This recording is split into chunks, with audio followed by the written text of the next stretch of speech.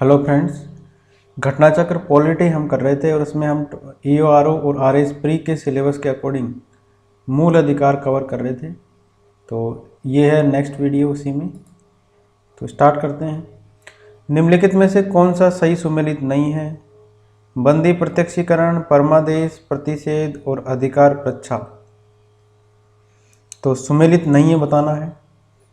बंदी प्रत्यक्षीकरण होता है to have the body of, ठीक है। अभी हमने ऊपर इनका हिंदी अनुवाद देखा था, हमें शरीर चाहिए, ये इसके हिंदी अर्थ है।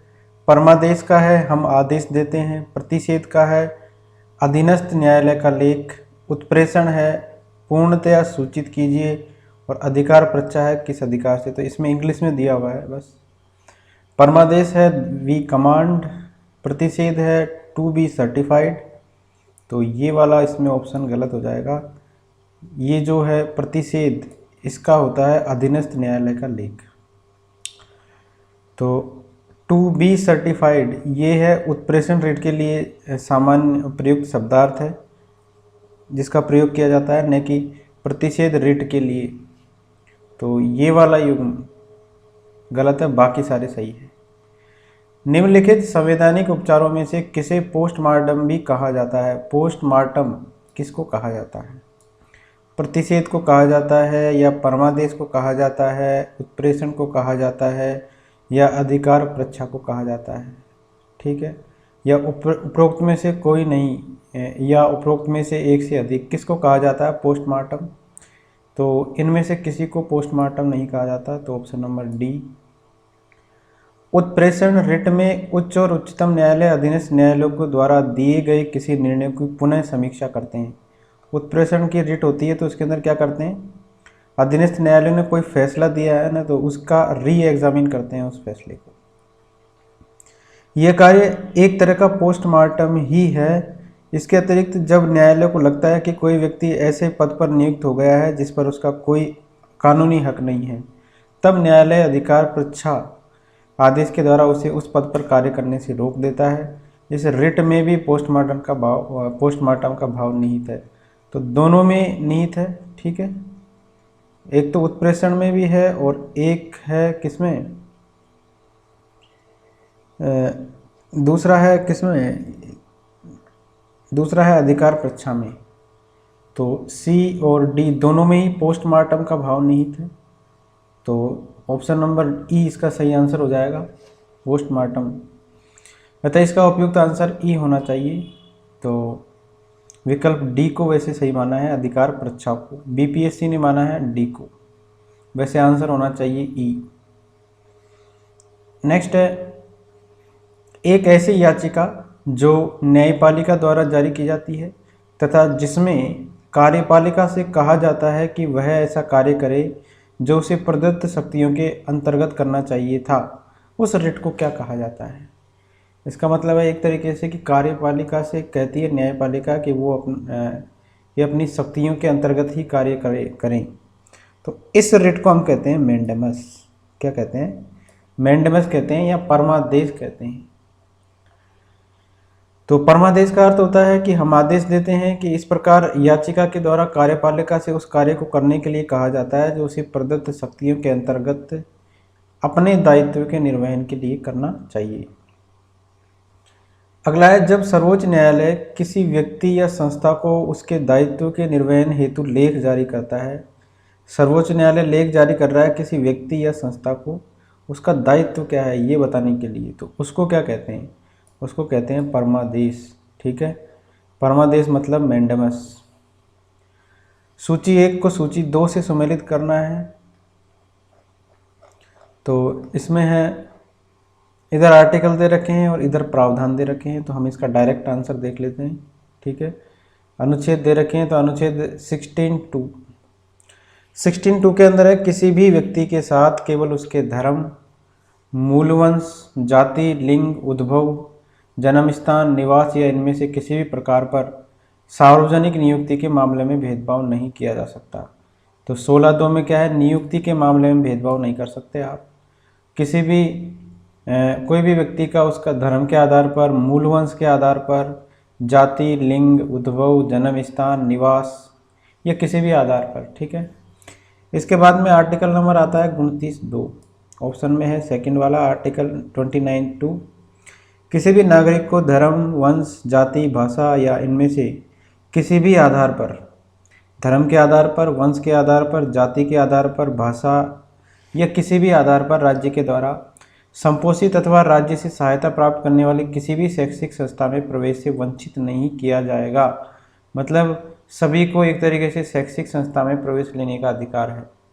आर्टिकल 30(1) ये क्या कहता है कि सभी अल्पसंख्यकों को, चाहे वे धर्म के आधार पर हो या भाषा के आधार पर हो, अपनी पसंद की शैक्षिक संस्थाएं जो है स्थापित करने और उन्हें संचालित करने का मौलिक अधिकार होगा। तो आर्टिकल 30(1) में धर्म के आधार पर या भाषा के आधार पर कोई भी अल्पसंख्यक जो है वो शैक्षिक संस्थाएं स्वचालित कर सकता है, स्थापित कर सकता है और उन्हें संचालित करने का मौलिक अधिकार है आर्टिकल 30(1) में। 31(1) में क्या है, किसी भी व्यक्ति को कानून के प्राधिकार के सिवाय उसकी संपत्ति से वंचित नहीं रखा जाएगा। ठीक है, आर्टिकल 31(1) में है ये। निम्न में से कौन सही सम्मिलित नहीं है बताना है। अस्पृश्यता का अंत आर्टिकल 17 में, गिरफ्तारी एवं निरोध के विरुद्ध संरक्षण आर्टिकल 23 के अंदर, धर्म की स्वतंत्रता 25 में और अल्पसंख्यकों के हितों का संरक्षण आर्टिकल 29 में। तो बी वाला इसमें मैच नहीं है, बाकी सारे मैच है। तो गिरफ्तारी और निरोध कुछ दशाओं में इससे संरक्षण आर्टिकल 22 में है, न कि 23 में। तो अस्पृश्यता का अंत दिया गया है आर्टिकल 17 में और कुछ दशाओं में गिरफ्तारी और निरोध से संरक्षण आर्टिकल 22 में, धर्म की स्वतंत्रता आर्टिकल 25 में और अल्पसंख्यकों के हितों का संरक्षण दिया गया है आर्टिकल 29 में। सूची 1 को सूची 2 से मेल करना है। उपाधियों का निषेध, धार्मिक मामलों के प्रबंध की स्वतंत्रता, अल्पसंख्यकों की भाषा का संरक्षण और शिक्षा का अधिकार। तो शिक्षा का अधिकार तो हम सबको पता है, ये है 21 के अंदर। उपाधियों का निषेध है आर्टिकल 18 के अंदर। इसके बाद में है धार्मिक मामलों के प्रबंध की स्वतंत्रता, ये है आर्टिकल 29 के अंदर। और अल्पसंख्यकों की भाषा का संरक्षण किसके अंदर है, ये है आर्टिकल 26 में है धार्मिक मामलों के प्रबंध की स्वतंत्रता और 29 के अंदर है अल्पसंख्यकों की भाषा का संरक्षण। ठीक है, तो 26 के अंदर तो क्या है, धार्मिक मामलों के प्रबंध की स्वतंत्रता और अल्पसंख्यकों की भाषा का संरक्षण है 29 में, शिक्षा का अधिकार है 21 के में और उपाधियों का निषेध है 18 में।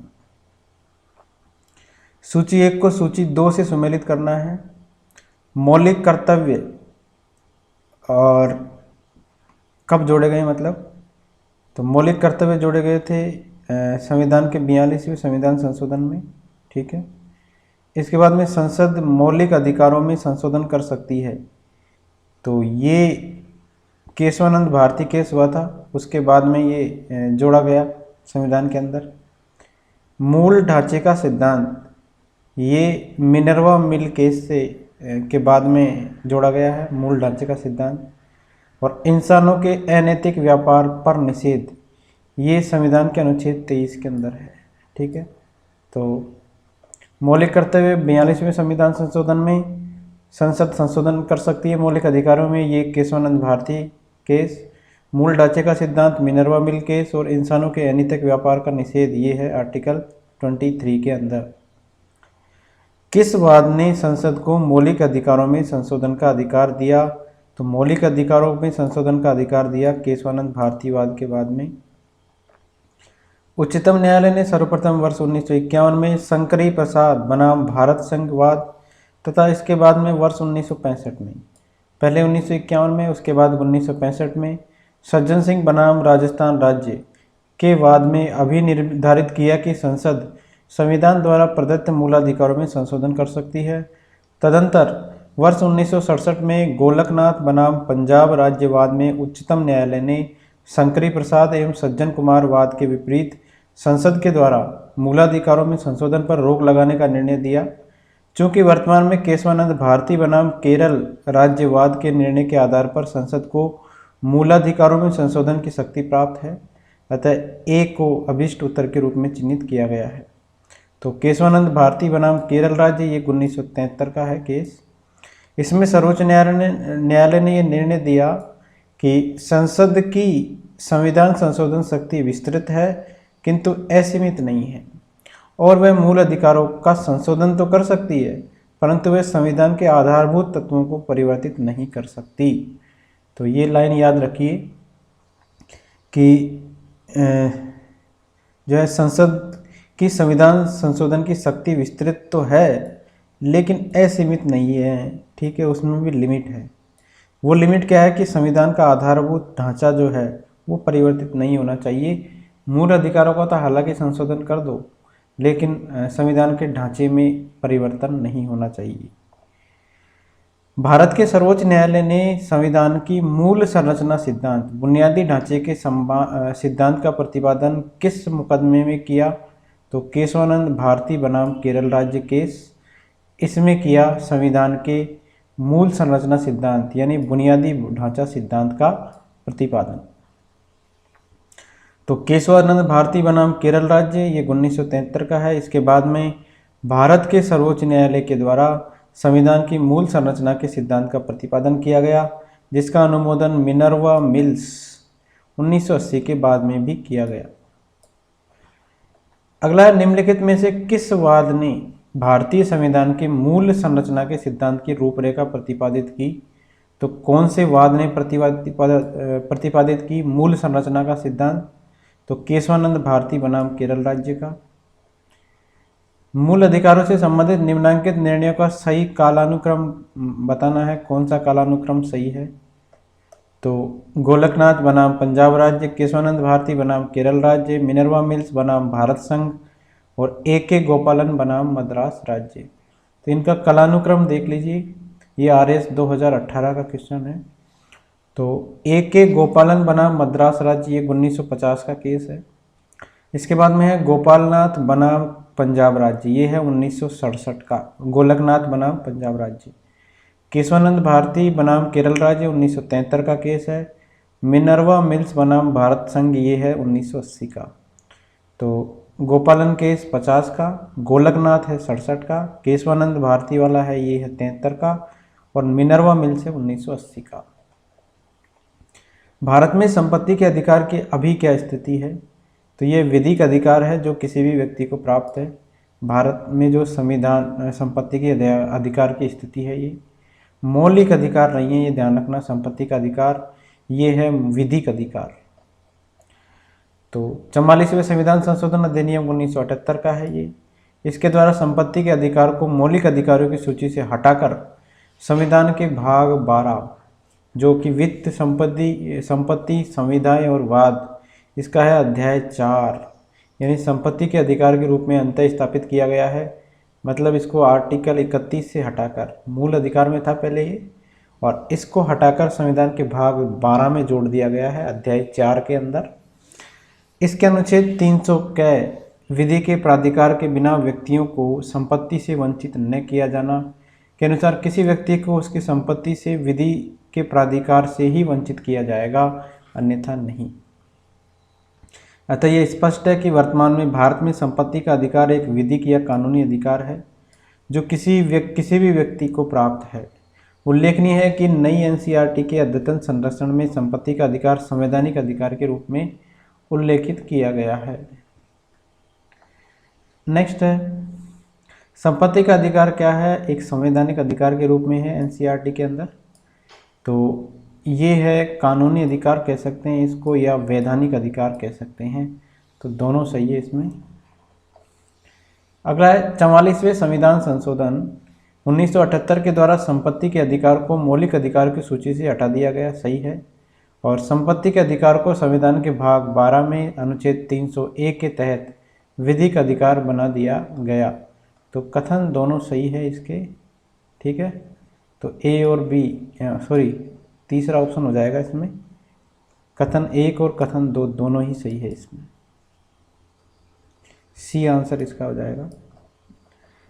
वर्तमान समय में भारतीय संविधान के अंतर्गत संपत्ति का अधिकार क्या है? एक मौलिक अधिकार तो नहीं है, नैतिक अधिकार भी नहीं है, वैधानिक अधिकार है एक संपत्ति का अधिकार। अनुच्छेद 301 संपत्ति के अधिकार से संबद्ध है। संपत्ति 301 नहीं है, 300 क है। अभी हमने पढ़ा है 300 ए या 300 क है संपत्ति के अधिकार से संबंधित, तो ये गलत है। इसके बाद में है संपत्ति का अधिकार जो है एक विधिक अधिकार है किंतु मूल अधिकार नहीं है, ये सही है बात। तीसरा है भारत के संविधान में अनुच्छेद 300 क को उस समय केंद्र में कांग्रेस सरकार के द्वारा 44वें संविधान संशोधन से अंतः स्थापित किया गया था, तो केवल दूसरा ही सही है इसमें, तो ऑप्शन नंबर बी ही सही है ओनली। तो 301 तो क्या है कि व्यापार, वाणिज्य और समागम की स्वतंत्रता से संबंधित है।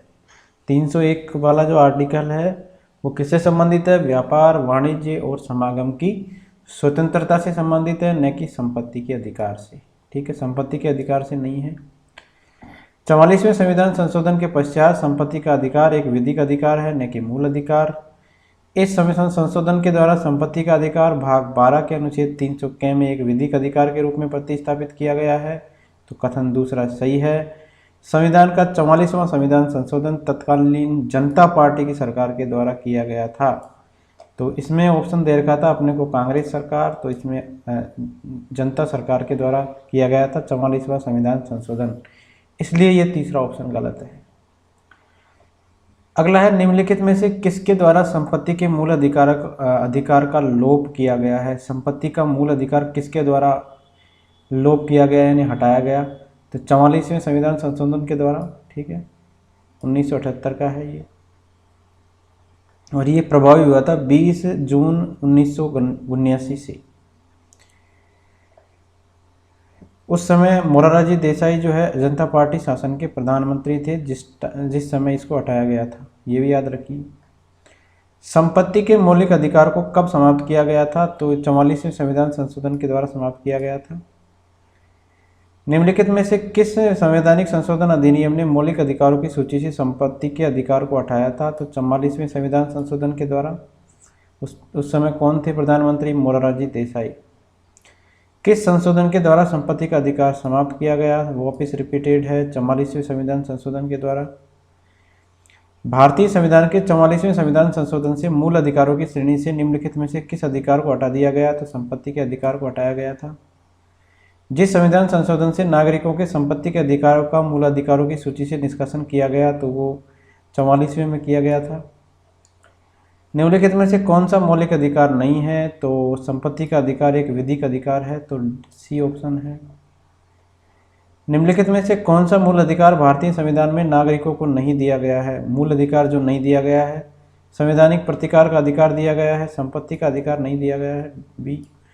शांतिपूर्वक एकत्र होने का अधिकार भी है, देश भर में आज़ादी के साथ साथ आने जाने का अधिकार भी है, तो संपत्ति का अधिकार नहीं दिया गया है। निम्नलिखित में से कौन सा भारत के संविधान द्वारा प्रदत्त 6 मूल अधिकारों में से नहीं है? समानता का अधिकार है, विरोध का अधिकार है, शोषण के विरुद्ध अधिकार है, या धर्म की स्वतंत्रता का अधिकार है? तो विरोध का अधिकार नहीं है। ठीक है, मूल अधिकार के अंदर। भारतीय संविधान निम्न में से कौन सा अधिकार प्रदान नहीं करता? समान आवास का अधिकार, समानता का अधिकार, धर्म पालन करने का अधिकार, या स्वतंत्रता का अधिकार? तो समानता का प्रोवाइड करता है, स्वतंत्रता का भी प्रोवाइड करता है, धर्म पालन का भी अधिकार प्रदान करता है, लेकिन समान आवास का अधिकार ये प्रदान नहीं करता। तो समानता का अधिकार है 14 से 18 में, धर्म पालन का अधिकार है 25 से 28 में, स्वतंत्रता का अधिकार है 19 से 22 में। ठीक है, निम्नलिखित में से कौन सा मूल अधिकार भारतीय संविधान में नागरिकों को नहीं दिया गया है? देश के किसी भी भाग में बसने का अधिकार दिया गया है, ये तो। लिंग समानता का अधिकार भी दिया गया है, सूचना का अधिकार नहीं दिया गया है। ठीक है, शोषण के विरुद्ध अधिकार भी दिया गया है। ठीक है, तो ये तीनों दिए गए हैं मूल अधिकार भारत के नागरिकों को। तो सूचना का अधिकार है जो मूल अधिकार के रूप में भारतीय संविधान में नागरिकों को प्रत्यक्षतः नहीं दिया गया है। ये एक विधिक अधिकार है। सूचना का अधिकार क्या है? एक संपत्ति के अधिकार की तरह ही है, जैसे संपत्ति का अधिकार है विधिक अधिकार, उसी प्रकार से सूचना का अधिकार है, जिसे सूचना के अधिकार अधिनियम 2005 के तहत नागरिकों को प्रदान किया गया है। सर्वोच्च न्यायालय ने अपने निर्णय में इसे वाक और अभिव्यक्ति की स्वतंत्रता के अधिकार अनुच्छेद 19(1) क में सन्निहित माना है, अतः इसे मूल अधिकार माना जाता है। ठीक है, तो इसको मूल अधिकार माना जा सकता है वैसे, लेकिन प्रत्यक्ष नहीं माना जा सकता, ये एक विधिक अधिकार है। तथापि इसका संविधान में लिखित रूप से उल्लेख नहीं है, तो इस प्रकार इसको हम मूल अधिकार नहीं कह सकते। ठीक है, निम्नलिखित वक्तव्य पर ध्यान दीजिए। किसी को राष्ट्रीय गीत गाने के लिए बाध्य नहीं किया जा सकता। क्यों नहीं किया जा सकता? इससे वाक स्वातंत्र्य और अभिव्यक्ति स्वातंत्र्य के अधिकार का उल्लंघन होगा, तो बाध्य नहीं कर सकते हम। तो आर्टिकल 19(1) के अंदर के अंदर दिया गया है कि व्यक्ति को अभिव्यक्ति और वाक की स्वतंत्रता है, तो बाध्य नहीं कर सकते आप, तो सही है। इससे अंतःकरण की और धर्म के अबाध रूप से आचरण और प्रचार करने की स्वतंत्रता के अधिकार का उल्लंघन भी होगा। ठीक है, ये भी सही है। तीसरा, राष्ट्रगीत गाने के लिए किसी को बाध्य करने वाला कोई विधिक उपबंध नहीं है, तो बाध्य करने के लिए कोई ऐसा कुछ उपबंध दिया हुआ नहीं है, तो तीसरा ऑप्शन सही है, तीनों ही सही है इसके अंदर। बिजोई इमैनुअल बनाम केरल राज्य 1986। इसके बाद में सर्वोच्च न्यायालय ने निर्णय दिया कि किसी को भी राष्ट्रीय गीत गाने के लिए बाध्य नहीं किया जा सकता यदि उसका धार्मिक विश्वास ऐसा करने की अनुमति नहीं देता है। राष्ट्रगीत गाने के लिए बाध्य करना वाक स्वातंत्र्य का एक उल्लंघन है। तो अगर आप राष्ट्रगीत गा रहे हो, ठीक है, और उसको बाध्य कर रहे हो, उसकी मर्जी है अगर गाना चाहे तो, लेकिन उसको अगर आप बाध्य करते हो तो ये वाक स्वातंत्र्य का एक उल्लंघन है। न्यायालय ने यह निर्णय दिया कि ऐसा कानून नहीं है जिसके अधीन उन्हें राष्ट्रगीत गाने के लिए बाध्य किया जा सके। उन मौलिक अधिकारों का चयन करना है जो भारतीय नागरिकों को प्राप्त है लेकिन गैर नागरिकों को प्राप्त नहीं है। तो कौन कौन से अधिकार भारतीय नागरिकों को प्राप्त है जो गैर नागरिकों को प्राप्त नहीं है? तो भाषण और अभिव्यक्ति की स्वतंत्रता का अधिकार है, कानून के समक्ष समता का अधिकार, अल्पसंख्यकों के अधिकार, जीवन और स्वतंत्रता का अधिकार। तो केवल भारतीय नागरिकों को कौन से हैं? तो भाषण और अभिव्यक्ति की स्वतंत्रता का है, केवल भारतीय नागरिकों को है, ये गैर नागरिकों को नहीं है। इसके अलावा ऑप्शन नंबर 3 अल्पसंख्यकों के अधिकार भी केवल भारतीय नागरिकों के लिए ही है, गैर नागरिकों के लिए नहीं है। ठीक है, बाकी के जो कानून के समक्ष समता और जीवन और स्वतंत्रता का संरक्षण, ये सभी के लिए है। तो भारतीय संविधान के भाग 3 इसमें वर्णित मौलिक अधिकारों के तहत अनुच्छेद 19 जो है भाषण और अभिव्यक्ति की स्वतंत्रता एवं अनुच्छेद 29 अल्पसंख्यक वर्गों के हितों का संरक्षण मात्र भारतीय नागरिकों को प्राप्त है, यह गैर नागरिकों को प्राप्त नहीं है। ठीक है, गैर नागरिकों को प्राप्त नहीं है भाषण और अभिव्यक्ति की स्वतंत्रता। जबकि अनुच्छेद 14 कानून के समक्ष समानता का अधिकार और अनुच्छेद 21 जीवन और स्वतंत्रता का संरक्षण दोनों को प्राप्त है, भारतीय नागरिकों को भी है और विदेशियों को भी है।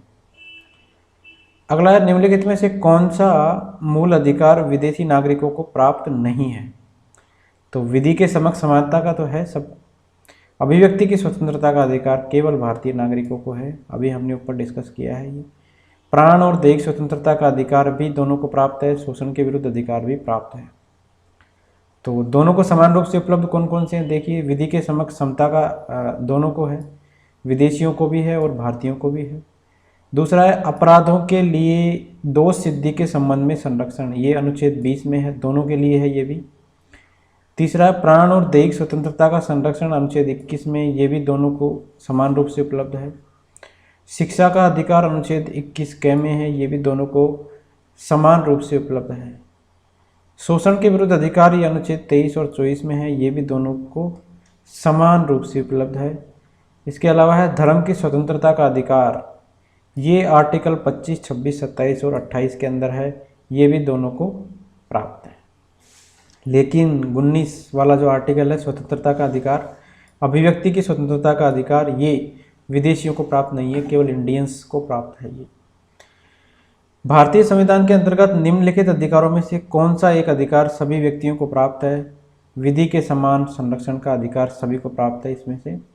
ठीक है, भेदभाव के विरुद्ध अधिकार, अभिव्यक्ति की स्वतंत्रता का अधिकार, सांस्कृतिक और शैक्षणिक अधिकार, ये केवल भारतीय नागरिकों को प्राप्त है। तो अनुच्छेद 14 के तहत विधि के समक्ष समता समान संरक्षण का अधिकार भारत में नागरिकों सहित सभी व्यक्तियों को प्राप्त है, जबकि प्रसंगत अन्य 3 अधिकार केवल भारतीय नागरिकों को ही प्राप्त है। अदर जो 3 है वो केवल भारतीय नागरिकों को प्राप्त है। निम्नांकित अधिकारों में से कौन से अधिकार भारत में सभी व्यक्तियों को उपलब्ध नहीं है? सभी व्यक्तियों को जो उपलब्ध नहीं है वो सेलेक्ट करना है। विधि के समक्ष समता, समानता, ठीक है, उपलब्ध नहीं है। भेदभाव के विरुद्ध अधिकार, देश भर में स्वतंत्र भ्रमण की स्वतंत्रता और चुनाव लड़ने का अधिकार। तो कौन से अधिकार है जो भारत में सभी व्यक्तियों को उपलब्ध नहीं है? तो सभी व्यक्तियों को उपलब्ध नहीं है कौन कौन से हैं? देखो, भेदभाव के विरुद्ध अधिकार सभी व्यक्तियों को उपलब्ध नहीं है। देश भर में स्वतंत्र भ्रमण की स्वतंत्रता भी सभी व्यक्तियों को उपलब्ध नहीं है भारत के अंदर। और चुनाव लड़ने का अधिकार भी सभी व्यक्तियों को उपलब्ध नहीं है। केवल विधि के समक्ष समानता ही है जो गैर भारतीय और भारतीय दोनों के लिए अवेलेबल है। तो 2, 3 और 4 इसका सही उत्तर हो जाएगा। तो 14 के अंदर उल्लेखित है विधि के समक्ष समानता का मौलिक अधिकार भारतीयों सहित अन्य व्यक्तियों को भी प्राप्त है, जबकि सारे विकल्प जो है अदर केवल भारतीय नागरिकों को ही अवेलेबल है। भारतीय संविधान के द्वारा प्रदत्त निम्न में से कौन सा अधिकार गैर नागरिकों को भी उपलब्ध है? तो गैर नागरिकों को उपलब्ध है संवैधानिक निराकरण का अधिकार। ये मतलब अन्य नागरिकों को भी प्राप्त है। संवैधानिक उपचारों का अधिकार आर्टिकल 32 में है। गैर नागरिकों को प्राप्त मूल अधिकारों के संदर्भ में उन्हें उपलब्ध है। तो 3 अधिकार केवल देश के नागरिकों को ही उपलब्ध है, ये वाले। अभिव्यक्ति की स्वतंत्रता, देश के किसी भाग में घूमने और बसने का अधिकार और संपत्ति अर्जित करने का अधिकार। अगला, भारत में रहने वाला ब्रिटिश नागरिक जो है दावा नहीं कर सकता। किसका दावा नहीं कर सकता? ब्रिटिश नागरिक व्यापार और व्यवसाय की स्वतंत्रता के अधिकार का दावा नहीं कर सकता, विधि के समक्ष समता के अधिकार का दावा नहीं कर सकता, या जीवन और व्यक्तिगत स्वतंत्रता की सुरक्षा के अधिकार का दावा नहीं कर सकता, या धर्म की स्वतंत्रता के अधिकार का दावा नहीं कर सकता। तो किसका जो है दावा नहीं कर सकता? तो ये ऑप्शन नंबर ए इसका सही है। व्यापार और व्यवसाय की स्वतंत्रता का जो अधिकार है इसका दावा नहीं कर सकता, बाकी कर सकता है। ठीक है, तो भारत में रहने वाला ब्रिटिश नागरिक व्यापार और व्यवसाय की स्वतंत्रता का अधिकार ये है आर्टिकल 19(1)(6) के अंदर, इसका दावा नहीं कर सकता क्योंकि यह अधिकार केवल भारत के नागरिकों को ही प्राप्त है। ये वाला जो अधिकार है वो केवल भारतीय नागरिकों को प्राप्त है। कि अनुच्छेद 19 जो है हमारा है वाक स्वातंत्र्य आदि कुछ अधिकारों का संरक्षण करता है, ये केवल भारतीय नागरिकों को प्राप्त है। और अदर विकल्प जो है दोनों को प्राप्त है। ठीक है, ये वाला तो केवल भारतीयों को प्राप्त है और सारे जो दिए गए विकल्प है वो दोनों को प्राप्त है, भारतीय और गैर भारतीय दोनों को। भारत के किसी धार्मिक संप्रदाय या समुदाय को यदि राष्ट्रीय स्तर पर अल्पसंख्यक वर्ग का दर्जा दिया जाता है, ठीक है, नेशनल लेवल पे उसको डिक्लेयर कर दिया कि भाई ये अल्पसंख्यक वर्ग है, तो वह किस या किन विशेष लाभों का हकदार हो सकता है? तो कौन से लाभ उसको मिल सकते हैं? यह संप्रदाय या समुदाय विशेष शैक्षणिक संस्थानों की स्थापना और संचालन कर सकता है, ये लाभ मिल सकता है, सही है, क्योंकि ये अल्पसंख्यकों के लिए है। नेक्स्ट है, भारत के राष्ट्रपति स्वयं इस संप्रदाय के एक प्रतिनिधि को लोकसभा में मनोनीत कर देते हैं। तो प्रतिनिधि को तो मनोनीत करते नहीं है, तो ये तो गलत है। यह संप्रदाय समुदाय प्रधानमंत्री के 15 पॉइंट कार्यक्रम के लाभ प्राप्त कर सकता है। तो ऑप्शन नंबर 1 और 3 ही इसमें करेक्ट है। ठीक है, पहला और तीसरा इसमें सही है। तो ये दोनों लाभ मिल जाते हैं अगर अल्पसंख्यक वर्ग में आ जाता है तो 1 और 3। तो भारतीय संविधान के मूल अधिकारों के तहत अनुच्छेद 30 के अंतर्गत अल्पसंख्यक वर्गों को अपनी रुचि की शिक्षा संस्थाओं की स्थापना, तो अनुच्छेद 30 में दिया गया है, ये अपन बार बार पढ़ रहे हैं। तो अपनी रुचि की शिक्षा संस्थाओं की स्थापना और प्रशासन का अधिकार दिया गया है। वर्ष 2006 से केंद्र सरकार के द्वारा अल्पसंख्यक वर्गों के कल्याण के लिए प्रधानमंत्री का 15 सूत्रीय कार्यक्रम ये बना था 2006 के अंदर। 15 सूत्रीय कार्यक्रम कब स्टार्ट किया गया था? 2006 में प्रधानमंत्री के द्वारा, और ये किसके लिए है? अल्पसंख्यक वर्गों के लिए। तो भारत में किसी धार्मिक संप्रदाय हुआ, समुदाय हुआ, उसको राष्ट्रीय स्तर पर अल्पसंख्यक वर्ग का दर्जा प्राप्त होने पर उपयुक्त दोनों लाभ दिए जा सकते हैं, प्राप्त हो सकते हैं। परंतु लोकसभा में राष्ट्रपति के द्वारा अनुच्छेद 331 के तहत मनोनयन केवल एंग्लो इंडियन समुदाय से 2 सदस्यों का किया जा सकता था, यह प्रावधान भी 104वें संविधान संशोधन 2019 में निष्प्रभावी हो गया। इस प्रकार सी है। तो एंग्लो इंडियन का मनोनयन भी समाप्त कर दिया 2019 के अंदर। बंधुआ मजदूर उन्मूलन अधिनियम संसद में कब पारित किया गया था? बंधुआ मजदूर उन्मूलन अधिनियम तो संसद के अंदर पारित किया गया था 1976 में। बंधुआ मजदूरी प्रथा या उन्मूलन अध्यादेश 25 अक्टूबर 1975 को जारी किया गया और इस तिथि से ही प्रभावी हुआ। कब प्रभावी हुआ? 1976 में वैसे प्रभावी हुआ था ये। इसका स्थान बाद में बंधुआ मजदूरी प्रथा उन्मूलन अधिनियम 1976 में ने ले लिया। इसका उद्देश्य अनुच्छेद 23 के परिप्रेक्ष्य में केवल बंधुआ श्रमिकों को मुक्त करना ही नहीं अपितु उनके पुनर्वास की व्यवस्था भी करना है। तो बंधुआ मजदूरी प्रथा उन्मूलन अधिनियम, पहले अध्यादेश था ये 75 के अंदर, फिर इसको अधिनियम बना दिया गया 76 के अंदर। ये क्या करता है? जैसे बंधुआ श्रमिक है उनको मुक्त कराने का काम करता है एक तो, और एक उनके पुनर्वास की व्यवस्था भी करता है। आर्टिकल 23 के परिप्रेक्ष्य में है ये। जोखिम भरे उद्योगों में बाल श्रम का उपयोग निषिद्ध किया गया है। कौन से, किसके द्वारा किया गया है जोखिम भरे उद्योगों में? तो भारत के संविधान के द्वारा किया गया है निषिद्ध, सही है। 10 दिसंबर 1996 को सर्वोच्च न्यायालय के निर्णय के द्वारा भी किया गया है, ये भी सही है। इसके अलावा संयुक्त राष्ट्र के चार्टर के द्वारा भी बाल श्रम का उपयोग निषिद्ध किया गया है जोखिम भरे उद्योगों के अंदर। तो जोखिम भरे उद्योग में बाल श्रम का उपयोग सर्वत्र निषिद्ध है। भारतीय संविधान के अनुच्छेद 24 के द्वारा इसे निषिद्ध किया गया है। MC मेहता बनाम तमिलनाडु राज्य, इसके निर्णय में उच्चतम न्यायालय ने 14 वर्ष से कम आयु के बालकों को जोखिमपूर्ण बाल श्रम से निषिद्ध किया है। संयुक्त राष्ट्र के चार्टर के द्वारा भी इसे निषिद्ध किया गया है। ठीक है, संयुक्त राष्ट्र के चार्टर के द्वारा भी इसे निषिद्ध किया गया है। तो तीनों के द्वारा किया गया है, भारत के संविधान द्वारा। इसके अलावा सर्वोच्च न्यायालय का निर्णय आया था 10 दिसंबर 1996 को। ये एक केस था MC मेहता बनाम तमिलनाडु राज्य, और संयुक्त राष्ट्र के चार्टर द्वारा भी इसको निषिद्ध किया गया है। पूर्ति करना है, बिना कर्तव्य के उसी प्रकार है जैसे मनुष्य बिना परछाई के। तो अधिकार जो है बिना कर्तव्य के उसी प्रकार से है जैसे मनुष्य जो है बिना परछाई के। तो अर्नेस्ट बर्कर का कथन है ये कि अधिकार जो है बिना कर्तव्य के उसी प्रकार है जैसे मनुष्य जो है बिना परछाई के रहता है। अगला क्वेश्चन है, भारत के संदर्भ में निम्नलिखित में से कौन सा अधिकारों और कर्तव्यों के बीच सही संबंध है? सही रिलेशन बताना है अधिकार और कर्तव्यों के बीच में। अधिकार कर्तव्यों के साथ सह संबंधित है। अधिकार व्यक्तिगत है, अतः समाज और कर्तव्य से स्वतंत्र है। नागरिक के व्यक्तित्व के विकास के लिए अधिकार न कि कर्तव्य महत्वपूर्ण है, और राज्य के स्थायित्व के लिए कर्तव्य न कि अधिकार महत्वपूर्ण है। तो सही संबंध कौन सा कथन बता रहा है इनमें? तो पहला सही बता रहा है, इसमें अधिकार जो है कर्तव्यों के साथ सह संबंधित है। अधिकार जो है कर्तव्य के साथ सह संबंधित है। भारत के संदर्भ में अधिकार और कर्तव्य एक ही वस्तु के दो चरण हैं। मानव व्यक्तित्व के विकास के लिए अधिकार महत्वपूर्ण होते हैं। ये किसी व्यक्ति को स्वतंत्र कार्य करने के लिए पर्याप्त क्षेत्र उपलब्ध करवाते हैं और इस प्रकार आत्म विकास का आधार निर्मित करते हैं। यद्यपि लोकतांत्रिक व्यवस्था में अधिकारों की विशेष महत्ता है, लेकिन कर्तव्य की अनुपस्थिति में ये अर्थहीन होते हैं। मतलब कर्तव्य की भी इम्पोर्टेंस है अधिकार के साथ साथ। एक व्यक्ति के पास अधिकार है तो उसे अच्छे कर्मों में अपना योगदान, अच्छे कार्यों के अंदर अपना योगदान देना चाहिए। अधिकार, मान लो आपके पास अधिकार है तो अच्छे कार्यों में आप योगदान दीजिए। व्यक्ति को असामाजिक कार्यों को करने का अधिकार नहीं है। व्यक्ति के अधिकार समाज पर उसके दावे को प्रदर्शित करते हैं, जबकि कर्तव्यों से व्यक्ति पर समाज के दावे का संकेत मिलता है। ठीक है, व्यक्ति के अधिकार क्या है? समाज पर उसके दावे को प्रदर्शित करते हैं, लेकिन कर्तव्य क्या करते हैं? कर्तव्य से व्यक्ति पर समाज के दावे का संकेत मिलता है।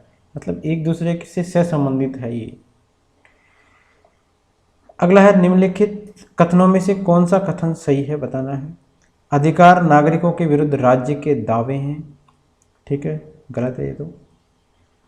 अधिकार वे विशेषाधिकार है जो किसी राज्य के संविधान में समाविष्ट है। राज्य का कोई संविधान नहीं होता है। ठीक है, अधिकार राज्य के विरुद्ध नागरिकों के दावे हैं। ठीक है, नागरिक दावा करता है अधिकार के अंदर, तो सही है ये। कर्तव्य क्या है? कर्तव्य इसका उल्टा है। नागरिकों के विरुद्ध राज्य का दावा है एक तरीके से। कर्तव्य से व्यक्ति पर समाज के दावे का संकेत मिलता है। तो अधिकार मानव व्यक्तित्व के समग्र विकास की अनिवार्य अपेक्षाएं हैं, अधिकार तो ठीक है। इसके अभाव में मानव का बौद्धिक, नैतिक, आध्यात्मिक और लौकिक उत्थान जो है बाधित हो जाएगा और मानव जीवन पशुवत हो जाएगा अगर अधिकार ही नहीं होगा। तो विकास के लिए अनिवार्य अपेक्षाएं हैं अधिकार। अधिकतर राज्य शक्ति पर सीमाएं हैं। यह राज्य कार्रवाई के विरुद्ध प्रत्याभूति है, अतः अधिकार राज्य के विरुद्ध नागरिकों के दावे हैं। ठीक है, अधिकार क्या है? राज्य के विरुद्ध नागरिकों के दावे हैं। और कर्तव्य क्या है? कर्तव्य है व्यक्ति पर समाज के दावे। ठीक है, व्यक्ति पर समाज के दावे का संकेत है एक तरीके से।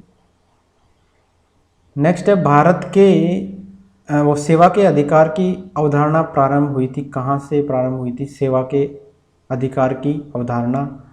तो ये प्रारंभ हुई थी ग्रेट ब्रिटेन से, सेवा के अधिकार की अवधारणा। तो 1991 में ग्रेट ब्रिटेन से प्रारंभ हुई और इसका तात्पर्य उस अधिकार से है जिसके तहत राज्य एक निश्चित अवधि के अंदर लोक सेवाएं देने की गारंटी देता है। सिटीजन चार्टर भी इसको कहा जाता है। ठीक है, भारत में केंद्रीय स्तर पर ऐसा कानून बनाने का प्रयास the right of citizen for time bound delivery of goods and services and redressal of their grievances bill 2011 के माध्यम से किया गया, किंतु यह पारित नहीं हो सका। हालांकि मध्य प्रदेश सेवा का अधिकार अधिनियम लागू करने वाला देश का पहला राज्य बना है। ठीक है, देश का पहला राज्य है मध्य प्रदेश जहाँ पर सेवा का अधिकार अधिनियम बना है। इसने यह कानून 25 सितंबर 2010 को लागू किया। दूसरा स्थान बिहार का है जहाँ यह कानून 15 अगस्त 2011 को लागू किया गया। तो ये थे हमारे मूल अधिकार के important question. Thank you friends.